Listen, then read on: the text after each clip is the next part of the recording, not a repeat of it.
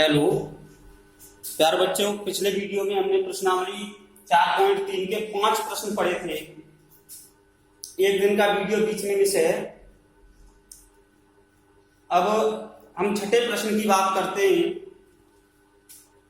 क्या दिया है इस प्रश्न को पढ़ता हूं मैं, ध्यान से समझेंगे और अपनी किताब भी पास में रखेंगे तो ज्यादा बेटर रहेगा। ठीक है, तो देखिए क्या दिया है छठा प्रश्न। एक आयताकार खेत का विकर्ण उसकी छोटी भुजा से 60 मीटर अधिक लंबा है।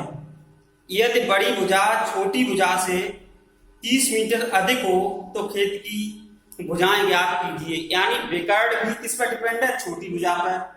बड़ी भुजा भी किस पर वो है, आश्रित है? छोटी भुजा पर। तो मान लेते हैं हम,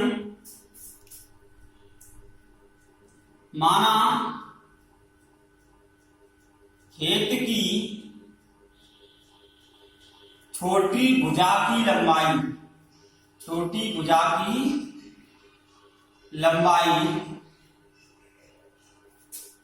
बराबर x मीटर। हमने छोटी भुजा की लंबाई मान ली x मीटर खेत की। मैं यहां पे बना भी देता हूं छोटा सा, तो आसानी से तुम लोगों को समझ में आ जाएगा। मान लो ये आयताकार है, ये इसका कोई विकर्ण है, आयताकार खेत है, इसका एक विकर्ण ले लिया। अब क्या कह रहा है? यदि खेत का विकर्ण उसकी छोटी भुजा से 60 मीटर अधिक लंबा है तो विकर्ण कितना हो जाएगा? x प्लस 60 हो जाएगा। छोटी भुजा ये मान लिया हमने x है, और बड़ी भुजा छोटी भुजा से कितनी है? 30 सेंटीमीटर अधिक है। तो ये कितनी हो गई हमारी? x प्लस 30, छोटी भुजा की लंबाई। अब प्रश्न में ये कहा गया है कि विकर्ण छोटी भुजा से 60 मीटर लंबा है। विकर्ण क्या है? दिया है हमें, विकर्ण छोटी भुजा से 60 मीटर अधिक लंबा है।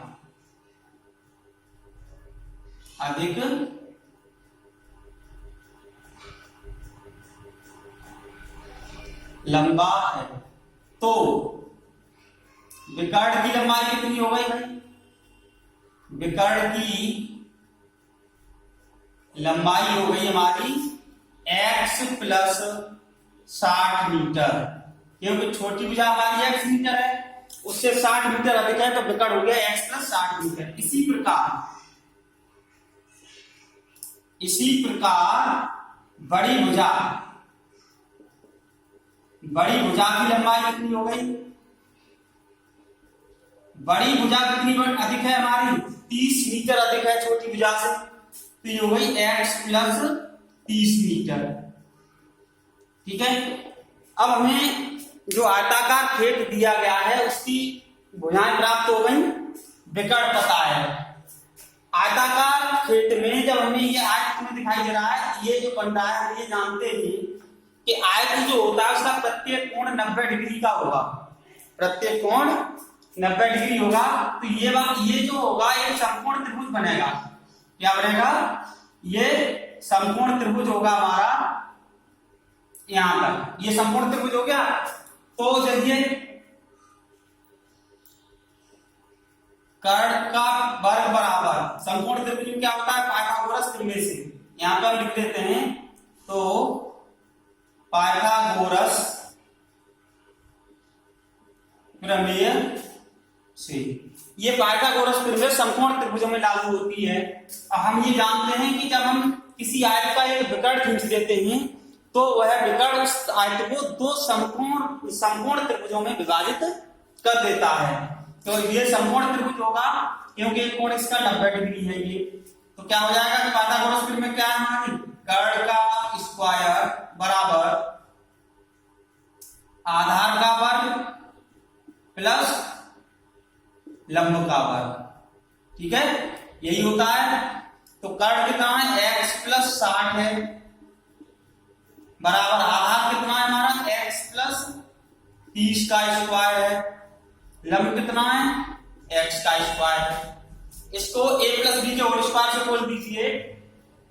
x square A square plus B square 3600 plus 2ab 120x, इसको खोल लीजिए एक्स स्क्वायर प्लस 960x और प्लस ये एक्स स्क्वायर। तो देखो एक एक्स स्क्वायर कट जाएगा, बराबर का चिन्ह लगाया बीच में, इनको सबको इधर ले चलो, क्या हो जाएगा, इधर कितना हमारा एक्स स्क्वायर है प्लस 60x और प्लस 900 है, इसको इधर ले जाएंगे ट्रांसफर करके माइनस के 120x और माइनस के 3600 और बराबर 0। ये कितना आ गया हमारा एक्स स्क्वायर 60x माइनस 120 है तो माइनस के 60x, 3600 में से 900 घटा दो तो माइनस के बचेंगे कितने 2700 बराबर 0। अब ये द्विघात समीकरण हमें प्राप्त हो गई, इस द्विघात समीकरण को हम हल करेंगे और द्विघात समीकरण हल करके हम इसके मान ज्ञात कर लेंगे। क्या हो जाएगा, हम इसके फैक्टर नहीं कर रहे, द्विघाती सूत्र से कर देते हैं, गुणनखंड करके भी हम कर सकते हो, यहाँ पे कोई शर्त नहीं दी जाती है हमें कि हम द्विघाती सूत्र से करेंगे या गुणनखंड विधि से करेंगे या पूर्ण वर्ग विधि से करेंगे। तो हम इसको गुणनखंड विधि से हल कर लेते हैं।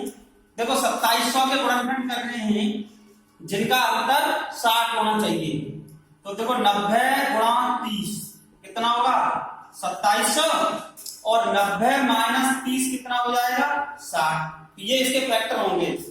तो हम 60 को हम कैसे लिख सकते हैं, x square minus 90x minus 30x, 60x की जगह मैंने ये लिख दिया माइनस 2700 बराबर 0, क्योंकि उसमें द्विघाती में भी बड़े आएंगे, ये आ गया, इसके फैक्टर मैंने इधर समझा दिए हैं यहां पर कैसे आया।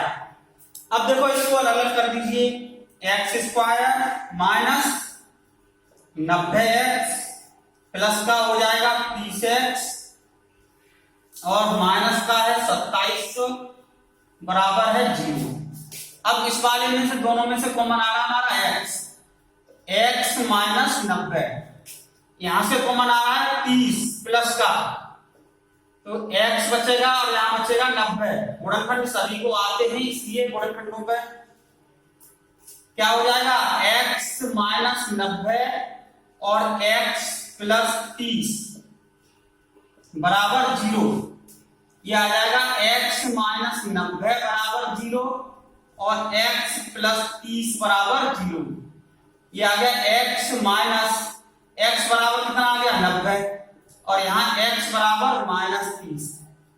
जो मान्य नहीं है, जो मान्य नहीं है, क्यों मान्य नहीं है भाई x बराबर माइनस 30, हमने क्या माना प्लेट की छोटी भुजा की लंबाई x मीटर है, ये लंबाई दी गई है और लंबाई कभी भी ऋणात्मक नहीं हो सकती, ये समझने पहले ही बता चुका हूं मैं। तो x बराबर कितना आ गया 90। पूछा क्या है मुझे, पूछा गया है तो खेत की भुजाएं ज्ञात कीजिए, अतः खेत की छोटी भुजा की लंबाई, अतः खेत की छोटी भुजा की लंबाई, छोटी भुजा की लंबाई कितनी आ गई, छोटी भुजा की लंबाई हमने x मानी थी, वो तो आ गई 90 मीटर, ठीक है। और बड़ी भुजा की लंबाई, बड़ी भुजा की लंबाई कितनी आ गई 90 प्लस 30, बड़ी भुजा की लंबाई कितनी है x प्लस 30 मीटर है, तो 90 प्लस 30 का मतलब 120 मीटर। बड़ी भुजा की लंबाई कितनी आ गई 120 मीटर और छोटी की कितनी आ गई 90 मीटर। ये हो गया तुम्हारा, जिस प्रकार की हमें शर्तें दी गई थी उस हिसाब से मैंने सॉल्व कर दिया। यहाँ गुणनखंड विधि का प्रयोग कर सकते हो, पूर्ण वर्ग विधि का प्रयोग कर सकते हैं, द्विघाती सूत्र का प्रयोग कर सकते हैं, जो आसान हो उसको कर लो। जिस प्रकार के सवाल आएंगे तो उसमें विधि का नाम नहीं लिखा हुआ होगा कि किस प्रकार से हल करना है, ठीक है। तो हमें खेत की भुजा मान ली थी, सबसे छोटी भुजा की लंबाई x, विकर्ण की लंबाई छोटी भुजा से 60 मीटर अधिक थी उससे बड़ी हो जाती 30 मीटर अधिक थी। अब इसमें समकोण त्रिभुज बनता ही है, पहले बता दिया मैंने। पाइथागोरस प्रमेय से हमने ये सूत्र लगा दिया, पाइथागोरस प्रमेय का हल कर लिया। अगले प्रश्न की बात करते हैं हम।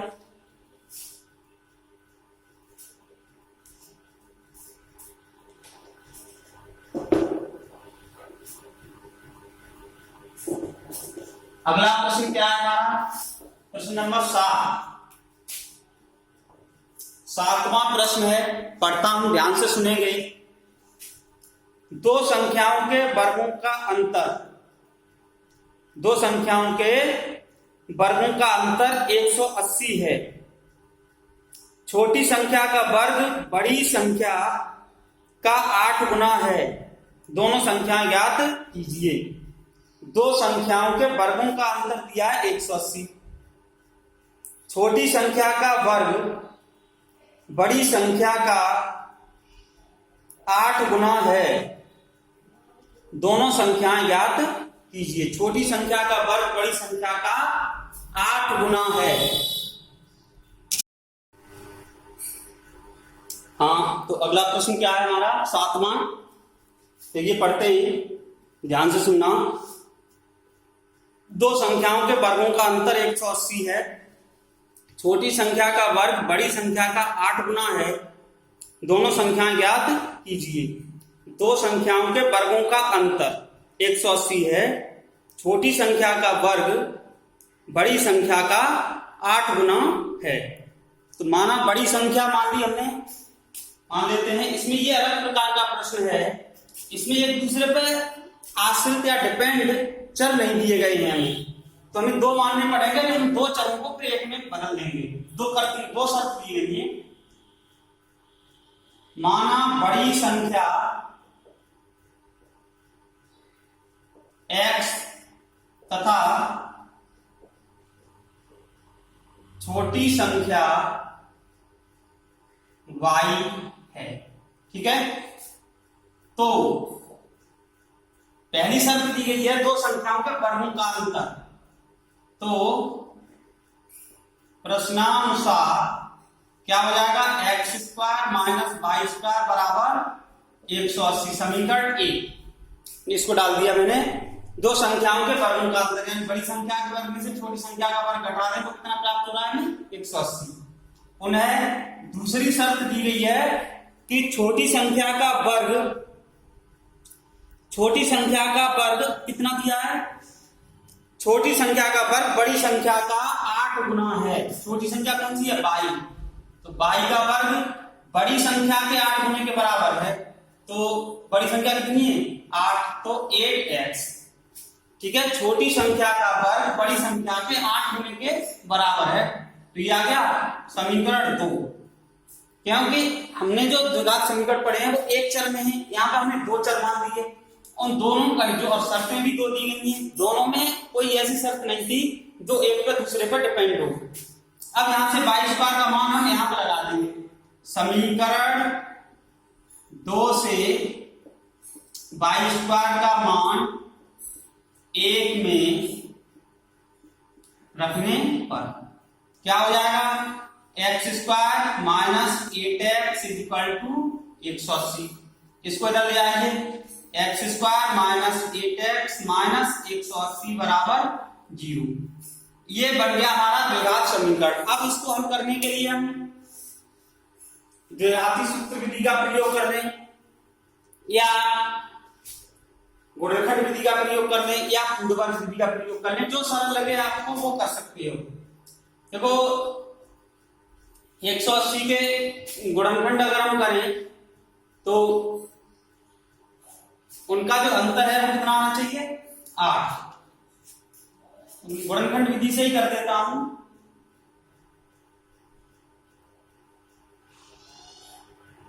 क्या हो जाएगा? 180 के फैक्टर करने हैं हमें। 2 से 90, 2 से 45, फिर 3 से 15, 2 दूनी 4 की 12 और 12 ये 15 है, फिर 3 से कट जाएगा ये 5 बार, ठीक है। तो हम अगर फैक्टर आसानी से आते हैं तो गुणनखंड विधि को याद करें क्योंकि उससे आसानी रहती है। तो गुणनखंड विधि से हम कैसे कर सकते हैं, 18 दाई 180, 18 दाई 180 होता है। देखो 18 गुणा 10 बराबर 180 और 18 और 10 का जो अंतर है कितना है 8। तो ये गुणनखंड विधि इसमें उपयोगी रहेगी। एक्स स्क्वायर माइनस कितना लिख सकते हैं हम 10x प्लस 18x और माइनस 10x।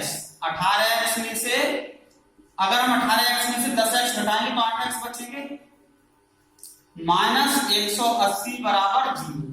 अब इसको खोल दीजिए, x square minus 18x plus 10x minus 180 बराबर 0। इन दोनों में से कॉमन आ रहा है हमारा x, x माइनस 18, इन दोनों में से कॉमन आ रहा है हमारा 10, x माइनस 18 बराबर 0। अब इसको हम कैसे लिख सकते हैं, देखो x प्लस 10 और x माइनस 18 बराबर 0, ये आ गया। तो एक तो यहां से x प्लस 10 बराबर 0 होगा और x माइनस 18 बराबर 0 होगा। x बराबर कितना आ गया -10 और x बराबर आ गया 18। क्योंकि अब यहाँ पे कंडीशन ये आ रही है कि अगर हम समीकरण 2 में x का मान लगाते हैं तो y का मान प्राप्त नहीं होगा। तो यह मान मान्य नहीं है। क्यों मान्य नहीं है, क्योंकि एक तो ये ऋणात्मक संख्या है, तो ऋणात्मक संख्या बड़ी संख्या हो नहीं सकती, समझ में आ गया ना। दूसरी एक कई तरीके हैं इसके, दूसरा यहाँ पे अगर x का मान लगाते हैं तो y स्क्वायर बराबर -80 आएगा। y स्क्वायर बराबर -80 कभी हो नहीं सकता क्योंकि किसी भी संख्या का वर्ग ऋणात्मक संख्या के बराबर नहीं होता है, मान्य नहीं है। अतः x बराबर कितना हो गया 18। तो बड़ी संख्या कितनी हो गई हमारी, बड़ी संख्या हो गई 18। x का मान लगा के y का मान हम निकाल देते हैं।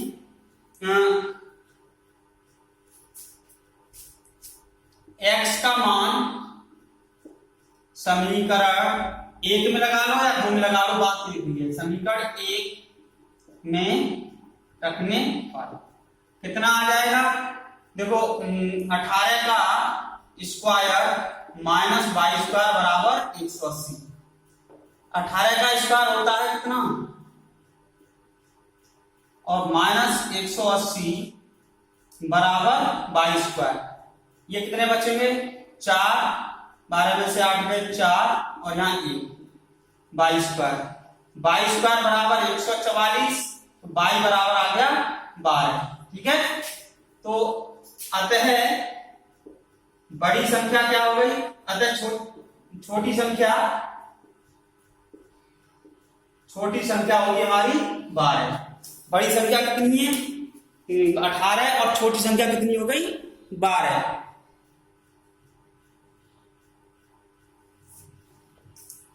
क्योंकि यहाँ पे दोनों संख्याओं में इसको हम प्लस माइनस भी ले सकते हैं भाई, ये ध्यान रखना, प्लस माइनस ले सकते हैं। तो छोटी संख्या 12 भी हो सकती है, प्लस माइनस 12 भी हो सकती है।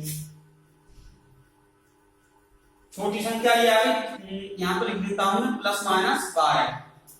अतः संख्याएं ऐसे लिख देता हूं तो ठीक रहेगा। अतः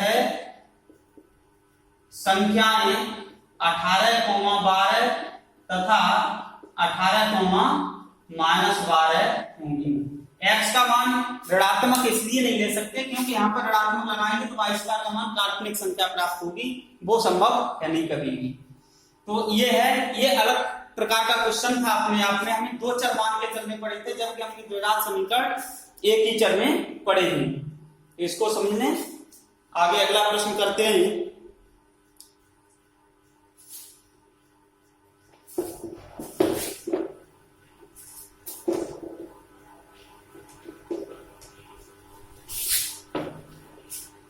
अगला प्रश्न है हमारा 8वां। पढ़ता हूं प्रश्न को, ध्यान से सुनिएगा। क्या दिया है? एक रेलगाड़ी एक समान चाल से 360 किलोमीटर की दूरी तय करती है। यदि यह 4-5 किलोमीटर अधिक होती तो वह उसी यात्रा में 1 घंटा कम समय देती। रेलगाड़ी की चाल ज्ञात कीजिए। क्या ज्ञात करना? रेलगाड़ी की चाल। तो मान लिया हमने, माना रेलगाड़ी की चाल x किलोमीटर प्रति घंटा है, ठीक है। 360 किलोमीटर की दूरी एक समान चाल से तय करती है, तो 360 किलोमीटर दूरी, तो 360 किलोमीटर की दूरी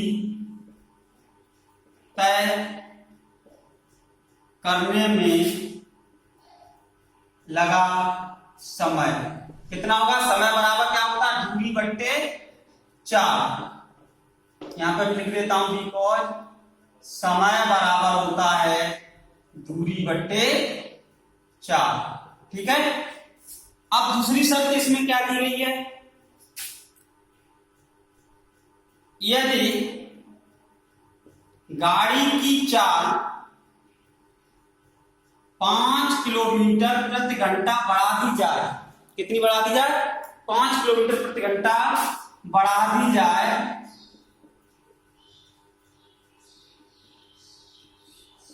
तो वही दूरी, कितनी दूरी? 360 किलोमीटर की दूरी, तो 360 किलोमीटर की दूरी तय करने में लगा समय, करने में लगा समय कितना हो जाएगा? दूरी तो उतनी रही, सब चाल कितनी हो गई? x + 5। इतना समय लगेगा अगर उसकी चाल 5 किलोमीटर प्रति घंटा बढ़ाती जाए। अब प्रश्नानुसार क्या है? देखो, ये वाला जो समय लगा 360 बट्टे x, इस समय से ये समय 1 घंटा कितना है? अगर दूरी चाल बढ़ेगी तो समय कम होगा। इस समय से इस समय में 1 घंटा अधिक लगता है, इसमें 1 घंटा कम लगता है। ये कह रहा है प्रश्न में कि अगर 5 किलोमीटर प्रति घंटा की रफ्तार बढ़ा दी जाए रेलगाड़ी की, तो उसको 1 घंटा कम लगता है। अब हमें समय में संबंध निकालना है, तो देखो समय को बराबर करना है, तो या तो हम इधर 1 कम कर देंगे क्योंकि इसमें 1 घंटा ज्यादा लग रहा है, इधर 1 घंटा कम लग रहा है, तो या तो इसमें 1 घंटा बढ़ा दें या इसमें 1 घंटा कम कर दें। तो इसको इधर ले आइए, 360 बट्टे x माइनस 360 बट्टे x + 5 बराबर 1। इसका एलसीएम ले लीजिए, x × x + 5, तो यहाँ पे x कटेगा, तो ये आ जाएगा 360 × x + 5 माइनस 360x और बराबर 1। इसके नीचे 1 मान लेते हैं। अब देखो क्या हो जाएगा? क्रॉस गुणा करना है इनका, इसका ऊपर गुणा कर देंगे, इधर 1 का गुणा होगा 1 ही रहेगा, तो इधर गुणा होगा 360x + 5 में गुणा करेंगे, प्लस हो जाएगा 5 0 5 का 30, 5 दिया 15 3 18 और माइनस 360x, ये इधर गुणा हो जाएगा बराबर x × x + 5, ठीक है।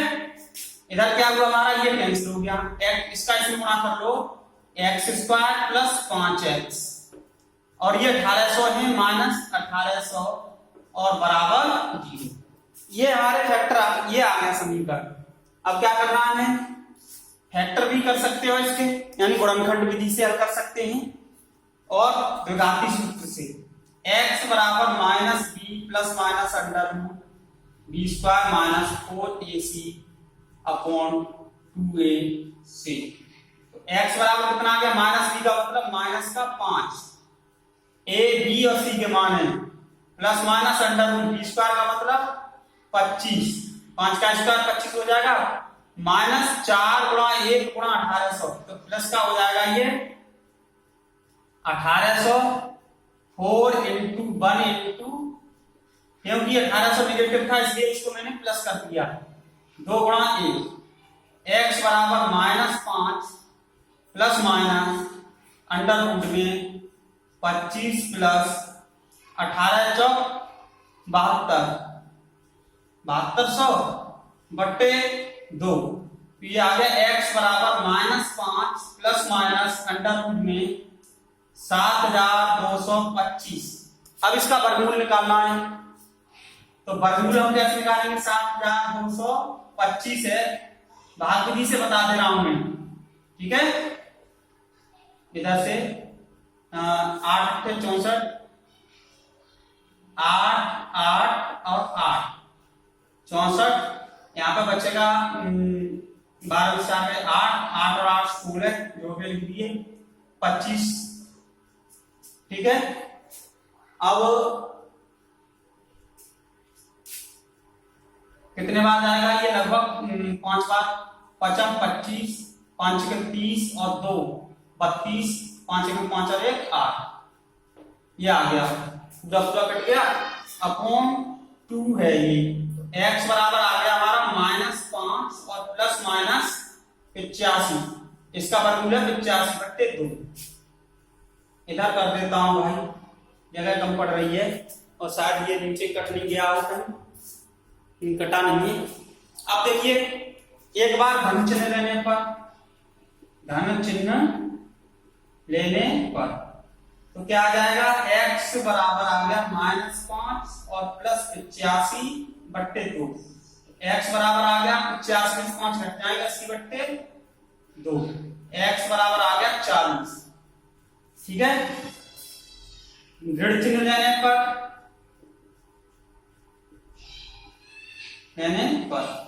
x बराबर -5 -85 बट्टे 2। x बराबर माइनस का 90 बट्टे 2। x बराबर माइनस के 45। ये मान्य नहीं होगा। ये मान्य क्यों नहीं होगा? क्योंकि x क्या माना है? रेलगाड़ी की चाल है और चाल ऋणात्मक नहीं हो सकती कभी भी, तो ये मान्य नहीं है, ठीक है। तो क्या हो जाएगा? अतः रेलगाड़ी की चाल, रेलगाड़ी की चाल कितनी होगी? कितना माना? 40 किलोमीटर प्रति घंटा है। रेलगाड़ी की चाल बराबर 40 किलोमीटर प्रति घंटा, ये होगी रेलगाड़ी की चाल। कितने सवाल हो गए तुम्हारे? और कुछ भी पूछा है? रेलगाड़ी की चाल ही पूछी है, केवल रेलगाड़ी की चाल ज्ञात कीजिए। इसमें कौन 40 किलोमीटर प्रति घंटा हो गई और आंसर भी ठीक है, आंसर चेक कर लिया मैंने। अब देखिए, ये 3 सवाल हो गए। अगले जो 3 सवाल बचे हैं वो अगले वीडियो में बताऊंगा। धन्यवाद।